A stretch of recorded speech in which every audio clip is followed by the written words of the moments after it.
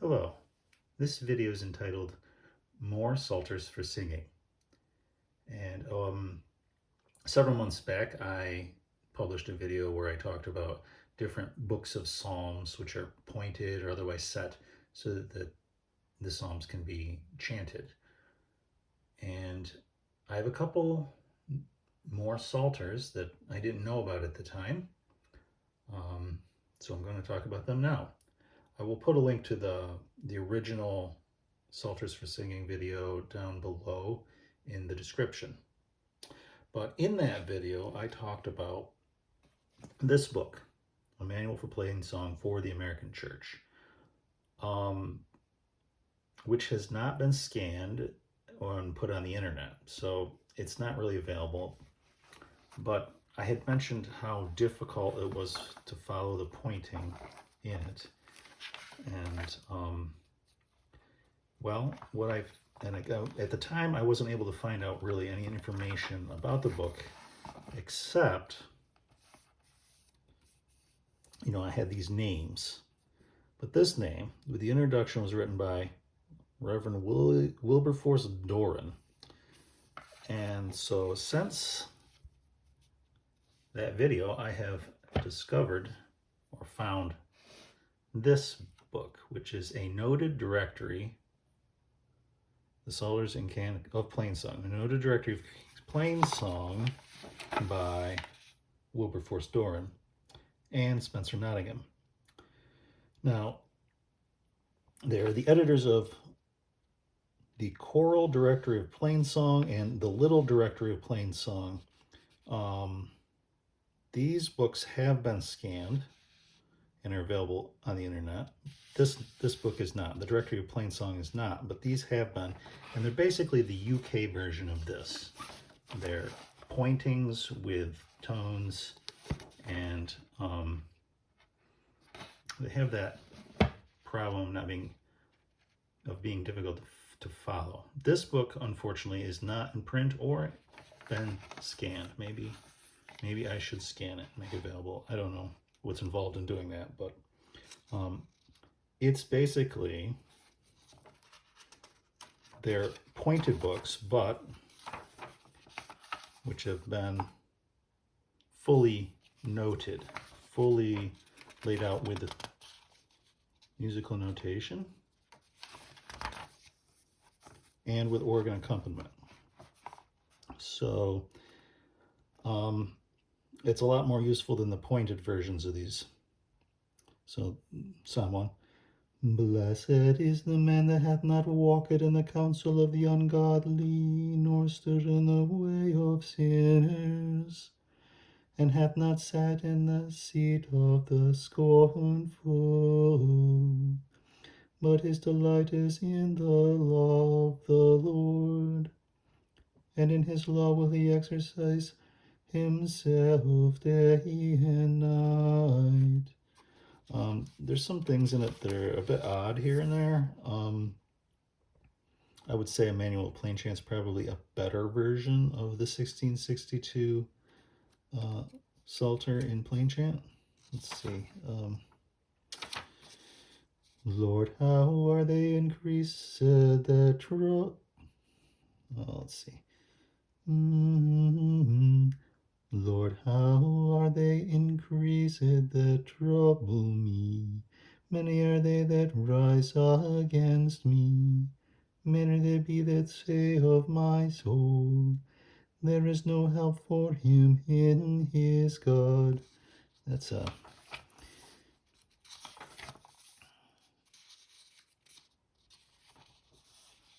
Lord, rebuke me not in thine indignation, neither chasten me in thy displeasure. Have mercy upon me, O Lord, for I am weak. O Lord, heal me, for my bones are vexed. So it's usable. There are a few things that I think are a bit odd in the way that some of the tones have been applied here and there. Unfortunately, it's not. You can find copies of this. They're not easy to find, but they're out there, and these pointed versions have been scanned. So I don't know. It's probably not very useful since it's not that available, but that's that. And the second thing I have to talk about today is this little gem. Okay, the Sarum Psalter, which is kind of a misleading title because it's the Coverdale Psalter in English, but set by G.H. Palmer. I have to be careful, there's a separation of spine happening here. The Reverend Palmer, he did a lot of work with St. Mary's Convent, which is an Anglo-Catholic institution, I believe. So this is the 1916 edition. It's new. It's a new edition which has been revised and enlarged. And I've searched for and not been able to find an older version, but this is been scanned and is readily available online on multiple different, archive, Google. I think the Church Musicians Association of America has it. Church Music Association America, CMAA, yeah. It's available readily in multiple different scans. You can find physical copies. I don't know if there have been any print on demand. There should be. If there aren't, I suspect there are. But he gives you in the beginning the tones, and he gives a lot of pre-Reformation English use tones. That's why he's calling it the Sarum Psalter, because he is saying that it's the psalms and canticles for matins and evensong pointed to the 8 Gregorian tones from the Sarum tonal. Now, he gives the tones in the beginning and an introduction and everything, and there's a lot of useful information in here. But then when you get to the text of the Psalter, you find that he has pointed them by writing above them the numbers, Arabic numbers of the modes. So the advantage of this is that you can then sing the psalms to any mode. So if you have an antiphon that you're singing these with, which I believe these people were not adhering to the Book of Common Prayer, but using the monastic office in English, you can then, if you have an antiphon in mode 1, now the downside is you don't have the tone right there with you with the text. You kind of have to internalize it. So this is the intonation of the first tone, and this the mediation, and this the ending. Blessed is the man that hath not walked in the counsel of the ungodly, nor stood in the way of sinners, and hath not sat in the seat of the scornful. See, you're looking for number 1. But his delight is in the law of, number 1, the Lord, and in his law will he exercise him self day and night. Well, let's say maybe you want to do it in mode 2. Let's find mode 2. This is the intonation of the second tone, and this the mediation, and this the ending. Blessed is the man that hath not walked in the counsel of the ungodly, nor stood in the way of, number 2, sinners, and hath not sat in the seat of the scornful. So yeah, great. I've played around with this a bit. Maybe I'll just find another example here. O Lord, rebuke me not in thine indignation. See, I'm going with mode 7. Neither chasten me in thy displeasure.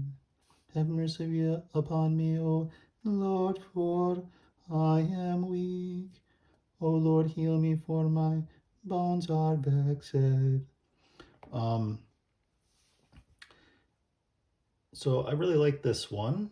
A couple pitfalls are that while he gives the Sarum and York and other English tones in the beginning here, the pointing is okay. So see,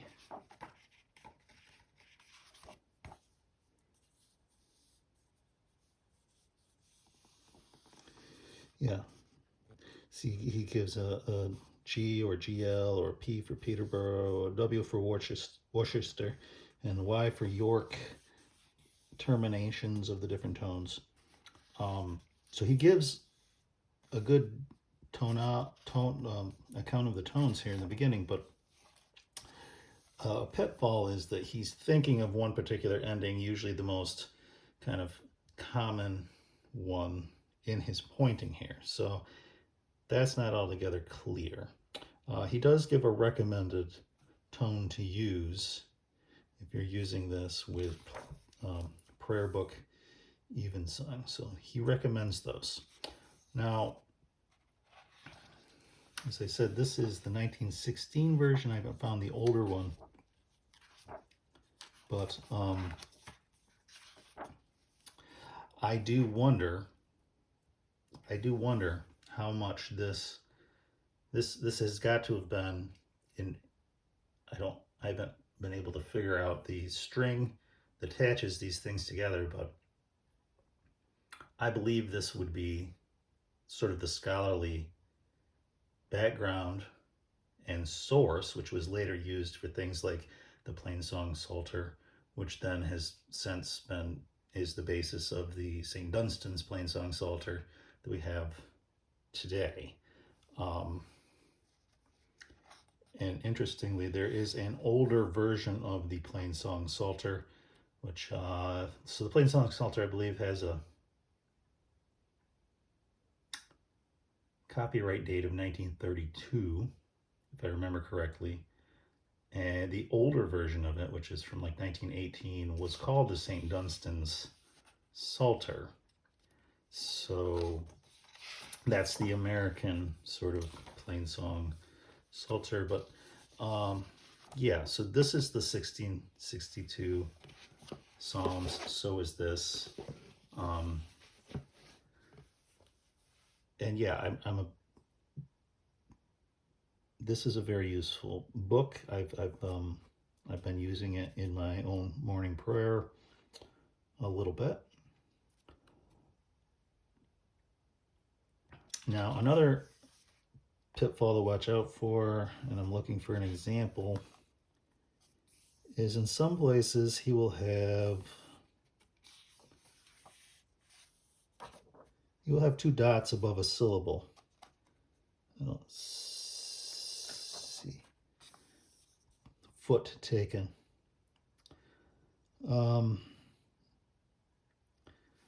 Let's see.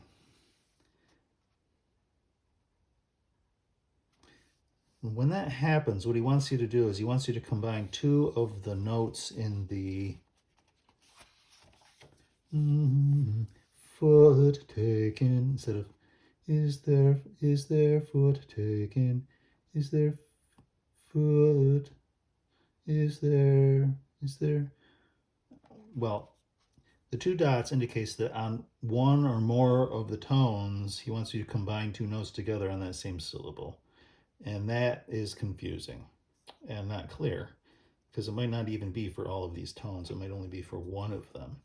So that's something to kind of be aware of, and that I find be a pitfall. Now at the back he also provides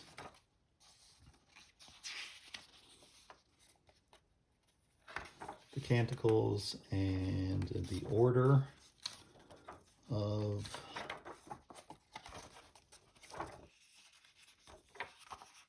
the ordinary parts needed for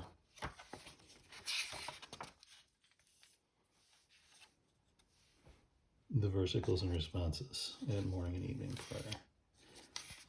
What I don't like with a lot of these books is they give all this stuff, but it's not in order, or it's not in, it's kind of in different places.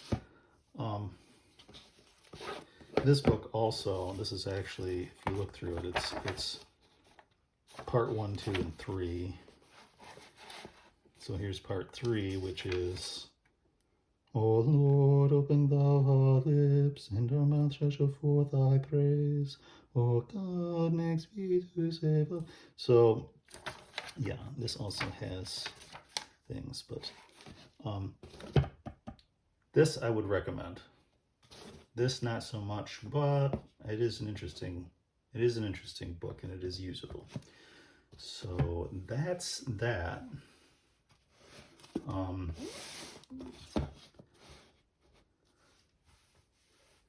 Also, I just want to mention, a while ago I put out a poll asking if I was to make a podcast and broadcast morning or evening prayer, if that would be useful to people to hear it chanted.